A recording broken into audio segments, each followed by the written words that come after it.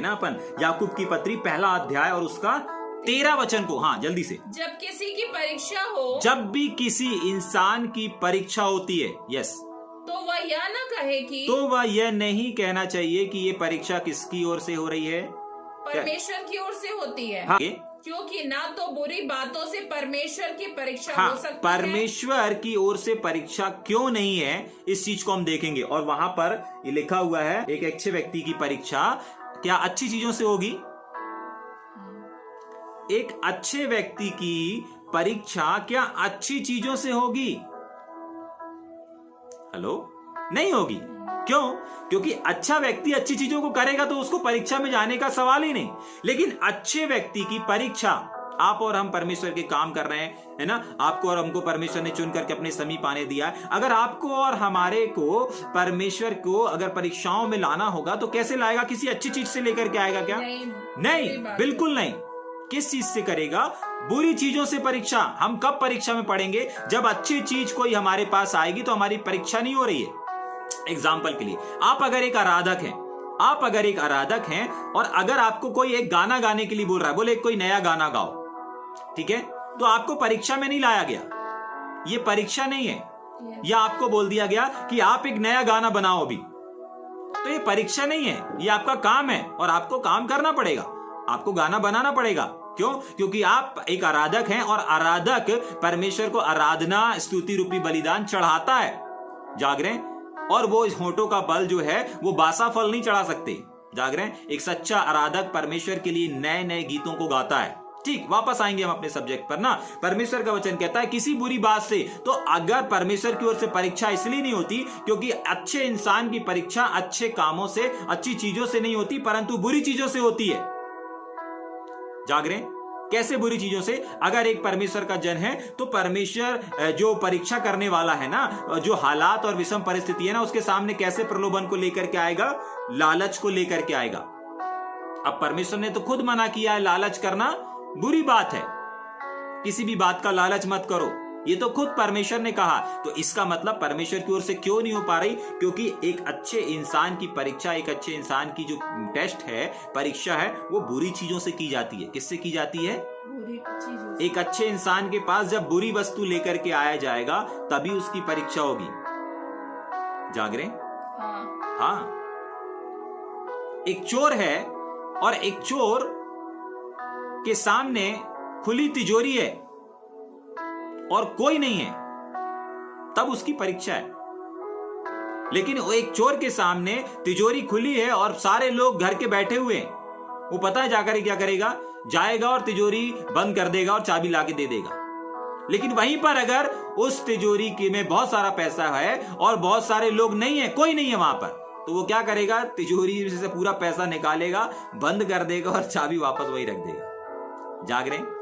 समझ में आ रहा है? तो एक अच्छे इंसान की परीक्षा अच्छी चीजों से नहीं होती परंतु बुरी चीजों से होती है। हो सकता है अभी जैसे हमने लालच के रूप में देखा, हो सकता है व्यभिचार के रूप में, हो सकता है किसी बात को लेकर के, अलग अलग जैसे जिसकी कैपेसिटी रहती है वैसे ही उसके जीवन में क्या आती हैं? परीक्षाएं आती हैं, संकट आता है, दुख आता है, क्लेश आता है। तभी के लिए परमेश्वर ने कहा कि देखो, दुख मेरी ओर से नहीं है, बीमारी मेरी ओर से नहीं है, इसलिए परीक्षा भी मेरी ओर से नहीं। हाँ, लेकिन शत्रु शैतान बीमारियों को भेजता है, परीक्षा करने वाला रोग को भेजेगा, बीमारी को भेजेगा, समस्याओं को भेजेगा। तभी के लिए लिखा है कि परीक्षाओं को अलाउ जरूर किया गया, लेकिन परीक्षाएं परमेश्वर की ओर से नहीं है। जाग रहे? अय्यूब के जीवन को आप जानते ना? हाँ, अय्यूब के जीवन में कितनी दुख आया, कितनी परेशानी आई, रोग तक आ गया उसके जीवन में, बीमारी आ गई, नुकसान हुआ, घाटा हो गया, बिजनेस बंद हो गया, कितने सारे नुकसानों को देखा उसने। जाग रहे? हाँ, तो ये बुरी चीजें परमेश्वर नहीं करता। जाग रहे? तभी के लिए वहां पर लिखा हुआ है कि परीक्षा परमेश्वर की ओर से नहीं होती। क्यों? क्योंकि वो बुरी चीजों के द्वारा ही परीक्षाएं होती हैं। एक जवान लड़के के पास जवान लड़की ही आएगी, जाग रहे, और तभी उसकी परीक्षा है। एक जवान लड़के के पास जवान लड़की का ही फोन आएगा, जवान लड़की का ही मैसेज आएगा, और तभी उसकी परीक्षा है। तभी उसको उस परीक्षा में पास होना है या स्थिर रहना है या फिर आगे जाना है। या गिर जाना है, ये सारी चीजें निर्धारित करता है वो। जाग रहे हैं? जिसके पास वो कॉल आया, जिसके पास वो मैसेज आया, या जिसकी उसको याद आई। समझ में आ रहा है हाँ। या ऊपर से जा रहा है? तो वो ये नहीं कह सकता कि परमेश्वर ने मेरी परीक्षा करी। क्यों नहीं कह सकता? क्योंकि आप अच्छे व्यक्ति हैं और आपकी परीक्षा अच्छी चीजों से नहीं परंतु बुरी चीजों से होंगी। और बुरी चीजें परमेश्वर की ओर से नहीं है। किसकी ओर से हैं? शत्रु शैतान की ओर से हैं। किसकी ओर से हैं? इस संसार की ओर से हैं। किसकी ओर से हैं? इस संसार की अभिलाषाओं की ओर से हैं। जाग रहे हैं? तभी के लिए परमेश्वर के वचन में लिखा है कि परमेश्वर की ओर से नहीं है किसी की परीक्षाएं। आगे चलेंगे क्या जल्दी से? हाँ, 14 वचन। प्रत्येक व्यक्ति 14 वचन। हाँ, परंतु हर एक व्यक्ति, याद रखिएगा, किसी 1 2 3 4 नहीं। ये जो परीक्षाएं है ना, ये जो परखा जाना है ना, ये जो प्रलोभन है ना, ये हर एक, छोटा हो बड़ा हो जवान हो बुजुर्ग हो, हर एक इंसान के, हर एक जीवन के, हर एक जीवन जिसके अंदर जीवन पाया जाता है, चाहे वो स्त्री हो, चाहे वो पुरुष हो, चाहे वो छोटा हो बड़ा हो, नाटा हो मोटा हो पतला हो, कोई भी क्यों ना हो। एक वर्ड लिखा हुआ है यहाँ पर, प्रत्येक। क्या लिखा हुआ है? क्या लिखा हुआ है? परंतु प्रत्येक। क्या लिखा हुआ है? प्रत्येक व्यक्ति लिखा हुआ है। एक ग्रुप 2 ग्रुप 3 ग्रुप ऐसा नहीं लिखा है। प्रत्येक मानव जाति, हर एक विश्वासी भाई, जितने यीशु मसीह के ऊपर विश्वास करते हैं, जितने मसीह को जानते हैं, उन सब के जीवन में, प्रत्येक इंसानों के जीवन में ये परखा जाना होता है, चेक होता है और ये प्रलोभन भी होता है। लेकिन कैसे काम करता है इस चीज को देखेंगे। परंतु प्रत्येक व्यक्ति अपनी ही अभिलाषा, कौन सी अभिलाषा? अपनी ही अभिलाषा। किसी दूसरे की अभिलाषा नहीं, किसी तीसरे की अभिलाषा नहीं, लेकिन क्या लिखा हुआ है? अपनी। कौन सी अभिलाषा? अपनी ही अभिलाषा। अपनी अभिलाषा। हम सब की एक अभिलाषा नहीं है, हम सब की अपनी अपनी अलग अलग कुछ अभिलाषाएं हैं। और एक जन नहीं, प्रत्येक व्यक्ति की अलग अलग क्या है? अभिलाषाएं हैं। और ये जो अभिलाषाएं होती है ना, इसी की वजह से एक व्यक्ति काय में जाता है? परीक्षाओं में जाता है। कैसे जाता है देखेंगे क्या आज अपन? हाँ। समझ में आया? हो सकता है आपकी अभिलाषा किसी कार खरीदने को हो सकता है आपकी अभिलाषा एक बड़ी सेवकाई की हो सकता है आपकी अभिलाषा एक बड़े चर्च की हो सकता है आपकी अभिलाषा एक बड़े यूथ की हो सकता है आपकी अभिलाषा एक बड़ी भूमि खरीदने की हो सकता है कोई भी अभिलाषा हो। जाग रहे?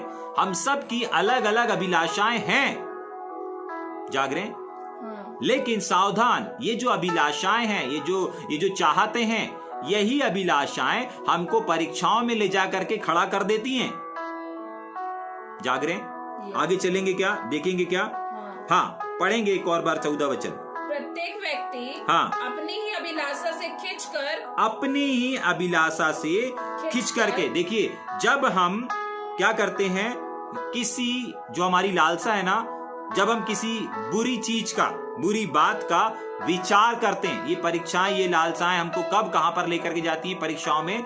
जैसे ही हम उसको हासिल करने का, एग्जाम्पल के लिए, अगर आपको कोई जमीन खरीदना है, आपकी लालसा है कि नहीं मेरी एक बहुत बड़ी जमीन हो, एक मेरा बहुत बड़ा यूथ हो, एक मेरा बहुत बड़ा चर्च हो, एक मेरा बहुत बड़ा, तो अपन एक छोटा सा जमीन का उदाहरण देखेंगे।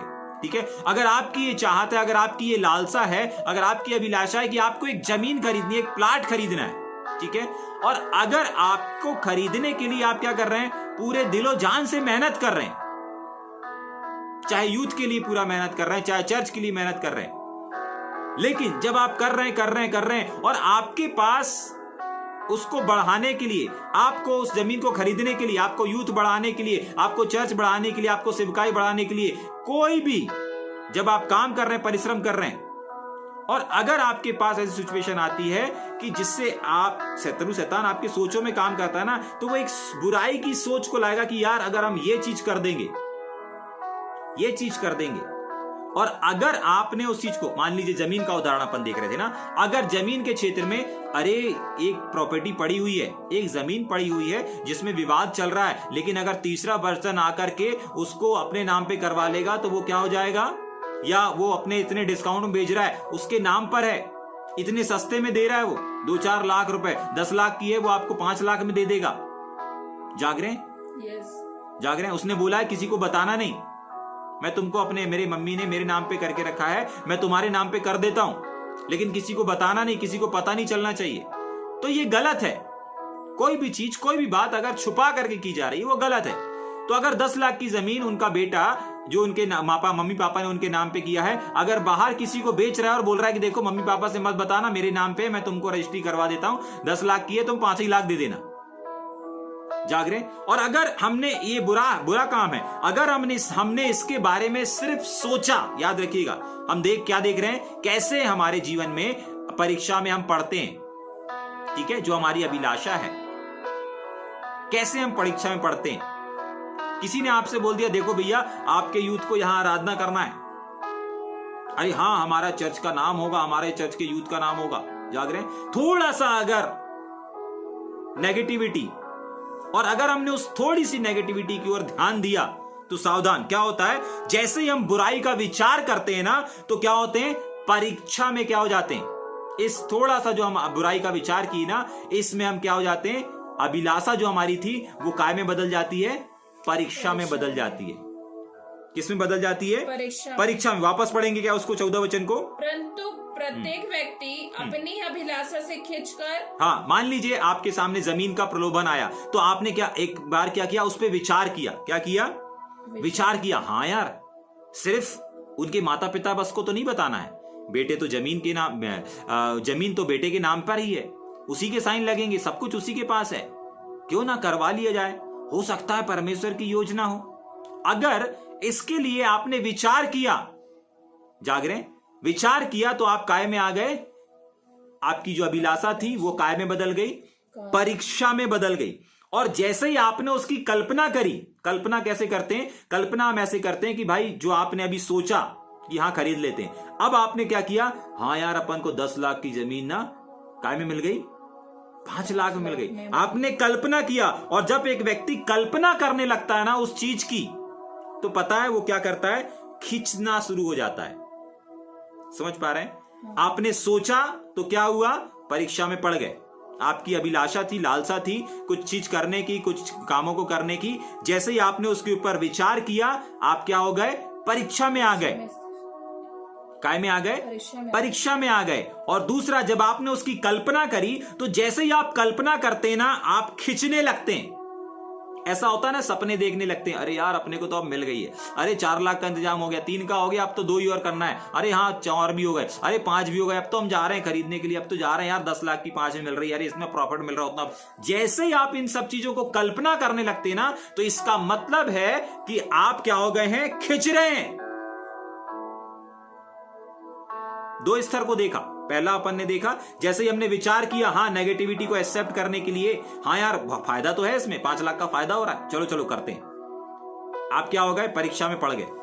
गलत काम है, लेकिन परीक्षा में पड़ गए। दूसरा, जैसे ही आपने विचार किया, कल्पना किया, उन चीजों को इमेजिन करने लगते हैं ना अपन, कुछ खरीदने से पहले, कार खरीदने से पहले, मोबाइल खरीदने से पहले, कैमरा खरीद, इमेजिन करने लगते हैं कि अरे ऐसा खींचेंगे, ऐसा करेंगे, यहां जाएंगे, वहां, ऐसी कल्पना करने लगते हैं ना। ऐसे ही आपने जमीन खरीदा नहीं है, लेकिन जमीन को 10 की 5 में मिल रही, इसकी कल्पना मिल गई हमको, ये कल्पना करने लगे। क्या हो गया, आप खिंच रहे हैं। दूसरा कदम बढ़ गया। पहला कदम परीक्षा में, दूसरा कदम परीक्षा से खिंचना, तीसरा कदम कैसे बढ़ता है, वापस पढ़ेंगे उसी 14 वचन को। परंतु प्रत्येक व्यक्ति अपनी अभिलाषा से खींचकर और फंसकर, हाँ, खींचकर और फंस करके, जब आप उसकी ओर देखने लगते हैं, क्या करने लगते हैं, जब आप उसको देख करके आनंदित होते हैं। क्या होते हैं, जब आप उस कल्पना को, पहली चीज देखा, पहली चीज विचार किया, दूसरा चीज क्या किया, कल्पना किया, और अब उस कल्पना में आनंद करते हैं। आपको मोबाइल खरीदना, आपको कार खरीदना, आपको जमीन खरीदना, आप आनंद मनाते ना, आनंदित होकर खरीदते हैं कि शौक के साथ खरीदते हैं? शौक के साथ खरीदेंगे कि आनंद के साथ? सीधी सी बात है, अगर आप जमीन को खरीद रहे हैं, 10 की 5 में मिल रही, तो आपके पास आनंद रहेगा। अरे यार मैं तो बड़ा बुद्धिमान हूं, अरे मेरे पास तो बड़ा अच्छा ऑफर आया, अरे मेरे को तो प्रभु ने दया कर दिया, अरे मेरे को तो प्रभु ने ये दिलवाने जा रहा है कार, आनंद के साथ करेंगे। तो जब आप इस तरीके से कार्य करते ना, जब आप आनंद करते हैं उस कल्पना पर, तब बाइबल बताती है, परमेश्वर का वचन कहता है कि जब आप उस पर आनंद करते हैं ना, उसको देख करके, तब आप अभिलाषी बन जाते हैं। जाग रहे हैं? तब आप अभिलाषी घोषित हो जाते हैं। ठीक है, एक और बार पढ़ेंगे उस 14 वचन को। हाँ, परंतु प्रत्येक व्यक्ति अपनी अभिलाषा से से खींचकर और फंसकर परीक्षा में पड़ता है। हाँ, जब आप उसको पाने के लिए क्रियाओं करने लगते हैं, मतलब कार्य करने लगते हैं। हाँ, हमने निकल गया, अब हम जा रहे हैं, अब उसको खरीदेंगे, मतलब जब आप उसमें शामिल होने लगते हैं ना, तो समझ जाइएगा कि आप क्या हो गए हैं, फंस गए हैं। अभी खिंच रहे थे और जब आप करने लगे, अभी आप सोच रहे थे खरीदने का, अभी आप विचार कर रहे थे, लेकिन अब आप जब आप तैयारी कर ली और अब आप जा रहे हो ना, तो अब आप क्या हो गए हो, फंस गए हो। जाग रहे? रजिस्ट्री करने के लिए, जमीन खरीदने के लिए बहुत सारी तैयारी रहती ना, पैसे कैश इकट्ठा करना पड़ता है, वो सब जब आपने कर लिया ना और जब आप करने के लिए जा रहे हो, तो समझ जाइएगा कि आप उस अभिलाषा में क्या हो गए हैं, अब आप उस अभिलाषा के गिरफ्त में आ गए हैं, अब आप उस अभिलाषा में फंस गए हैं। समझ पा रहे हैं? 15 वचन को भी पढ़ेंगे क्या जल्दी? फिर अभिलाषा गर्भवती होकर, कब अभिलाषा गर्भवती होती है? कब अभिलाषा गर्भवती होती है? हाँ, पढ़ेंगे पूरा।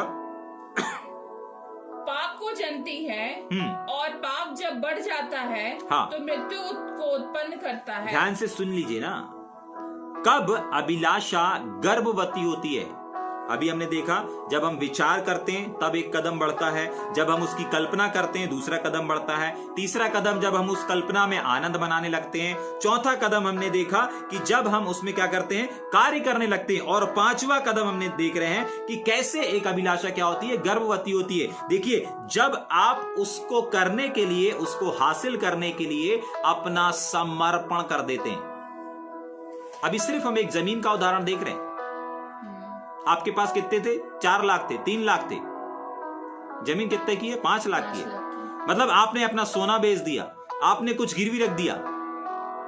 समझ पा रहे हैं आप? ये चीजें किस चीज को दर्शा रही हैं? समर्पण को दर्शा रही हैं, अर्पणता को दर्शा रही हैं, आपके पूरे निर्भरता को दर्शा रही कि नहीं, हमारे पास अभी सबसे बड़ा फोकस क्या है, अभी वो है। हमारे पास 3 लाख कैश था, लेकिन हमको 5 लाख का इंतजाम करना था, अभी भी 2 लाख कम है। एक काम करो, ये बेच देते हैं, ये कर देते हैं, वो कर देते हैं, कहीं से भी करके आप क्या करेंगे, आप जब, ये पता है किस चीज को दर्शाता है, ये एक उस चीज को दर्शाता है, निर्भरता को, कि नहीं अब आप उसको करने के लिए क्या हो गए, समर्पण हो गए, समर्पित हो गए। आपको कुछ नहीं दिख रहा है, मतलब अभिलाषा क्या हो चुकी है, गर्भवती हो चुकी है। आप वेट नहीं कर रहे हैं, आप धैर्य नहीं रखें।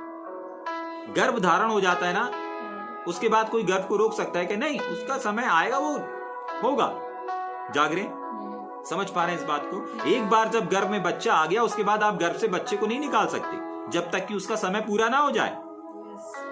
समझ पा रहे हैं? ठीक उसी प्रकार यहां अभिलाषा भी है। जब आप विचार करते हैं क्या होता है, परीक्षा में पढ़ते हैं। जब आप कल्पना में करने लगते हैं तब क्या होता है, आप खिंचने लगते हैं। जब आप उस कल्पना में आनंद मनाने लगते हैं तब क्या होता है, आप अभिलाषी ठहर जाते हैं। और जब आप उसमें कार्यों को करने लगते हैं तब आप क्या होते हैं, फंस जाते हैं। और जब आप अपने आप को अर्पण कर देते हैं, क्या कर देते हैं, जब आप उसको अर्पण कर देते हैं, तब आप समझ जाइए कि वो आपकी अभिलाषा थी, ये सारा मिश्रण करके एक गर्भ के समान बन गई है।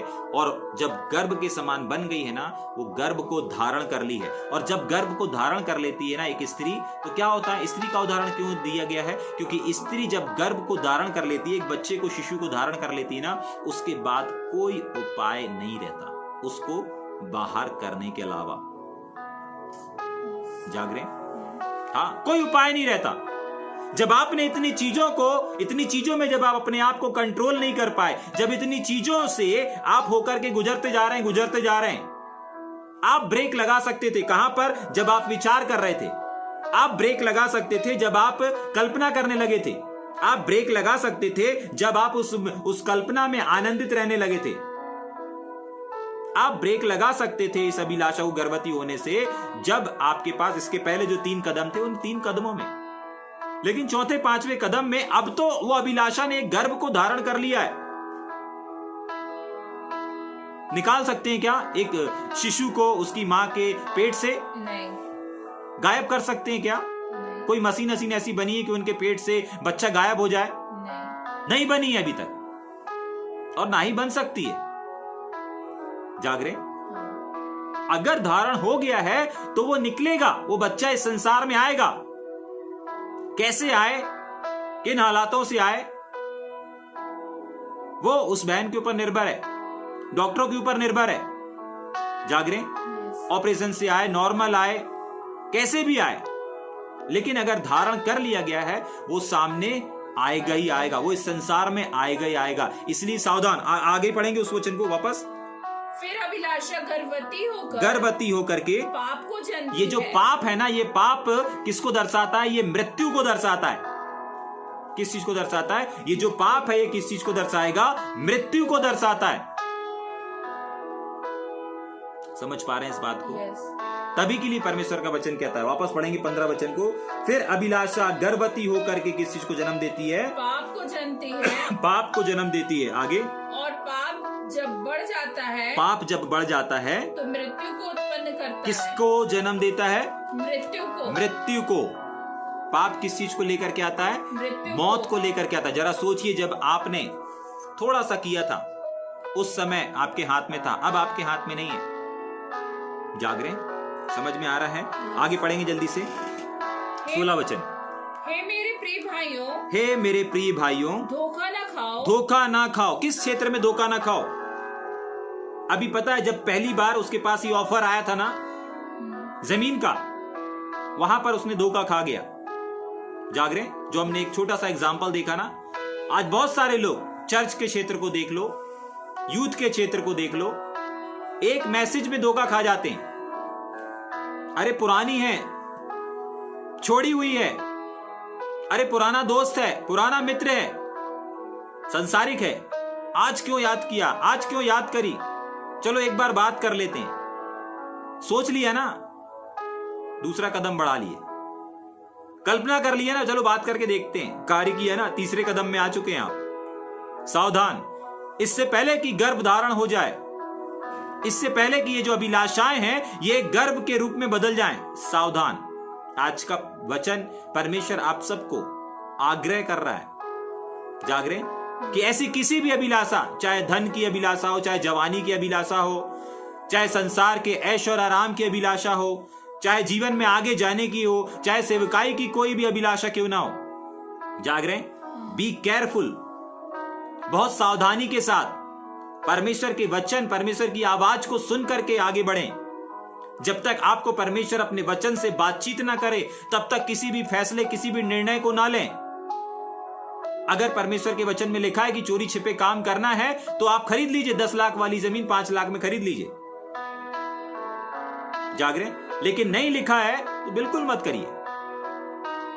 अगर लिखा है परमेश्वर के वचन में कि संसार से मित्रता करनी है, संसार की अभिलाषाओं की ओर जाना है, तो जाइए। लेकिन अगर लिखा है कि यदि तुम संसार और संसार की बातों से प्रीति रखते हो, परमेश्वर से बैर रखते हो, तो बिल्कुल मत जाइए। जाग रहे, आज की सुबह सोचे। और जो लोग चले जा रहे हैं ना, नहीं, कुछ लोगों को कॉन्फिडेंस रहता है, कुछ लोगों को कॉन्फिडेंस रहता है, और ये कॉन्फिडेंस रहता है कि नहीं, मुझे मालूम है मुझे किस हद तक जाना है, मुझे मालूम है कितना बात करना है, मुझे मालूम है किस लेवल तक जाना है। नहीं, सावधान। बड़े से बड़े पास्टर, बड़े से बड़े सेवक, बड़े से बड़े परमेश्वर के नबी लोग हैं जो अभिलाषाओं, उनको नहीं मालूम कि कब वो स्टेप बाय स्टेप आगे बढ़ते चले जा रहे हैं। एक बढ़ गया, दूसरा भी बढ़ जाएगा, तीसरा कब बढ़ जाएगा, चौथा कब आप चौथी स्टेज में आके खड़े हो जाएंगे, आपको नहीं पता चलेगा। जाग रहे। और चौथे स्टेट कहलाता है कि अब वो एक अभिलाषा जो थी, अब उसने एक गर्भ को धारण कर लिया है और अब आप उससे पीछे नहीं भाग सकते। अब तो उसको इस संसार में आना ही पड़ेगा। तभी के लिए वहां महिला का उदाहरण दिया गया है कि जो अभिलाषा है ना, वो एक गर्भ के समान है। समझ पा रहे हैं इस बात को? इसलिए बी केयरफुल, बी सावधान। परमेश्वर ने आपको इस संसार से चुन करके अपने समीप आने दिया है, इसीलिए नहीं कि आप संसार में और संसार की अभिलाषाओं में फंस जाएं। तभी के लिए वचन लिखा हुआ है, हे मेरे प्रिय भाइयों, धोखा ना खाओ। क्या हुआ इसके साथ? जमीन वाला उदाहरण देखा ना अपन ने। जमीन वाला क्या कर रहा था? धोखा दे रहा था। पहली चीज, अपने मम्मी पापा को धोखा दे रहा था। दूसरा, इस व्यक्ति को भी धोखा दे रहा था। तीसरा, वो सरकार को भी धोखा दे रहा था। 10 लाख की प्रॉपर्टी तुम 5 ही में बेच रहे हो क्योंकि तुम्हें पैसे की जरूरत है। कितने सारे धोखे हो रहे थे। जाग रहे। आज कितने सारे धोखे का सामना आप क्यों कर रहे हैं? मिल रहे हैं ना आपको, धोखे मिल रहे हैं ना। चर्च में धोखे मिल रहे हैं, यूथ में धोखे मिल रहे हैं, है ना, प्रॉपर्टी में धोखे मिल रहे हैं, घर के रिश्तों में धोखे मिल रहे हैं। बहुत सारी जगह पर आप धोखा क्यों खा रहे हैं? क्योंकि आप सावधान नहीं है। तभी तो परमेश्वर का वचन सावधान कह रहा है कि सावधान, धोखा ना खाओ। क्या लिखा है? धोखा ना खाओ। हे मेरे प्रिय भाइयों, धोखा ना खाओ। किसी भी अभिलाषा में, कोई भी अभिलाषा में, कोई भी प्रलोभन में, कोई भी थोड़ा सा लालच दिया, मत फंस जाओ, मत खिंच जाओ, क्योंकि खिंचता है, फंसता है। जाग रहे? समझ में आ रहा है या ऊपर से जा रहा है?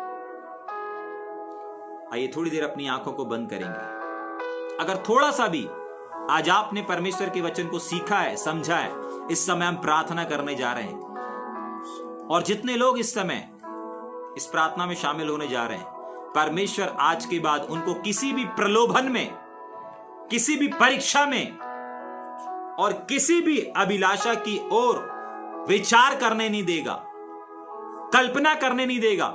विचार करने से हम परीक्षा में फंसते हैं, कल्पना करने से हम खिंचते हैं, कार्य करने से हम उसकी ओर बढ़ते हैं। जाग रहे हैं? आइए थोड़ी देर अपनी आंखों को बंद करेंगे, हम प्रार्थना करें।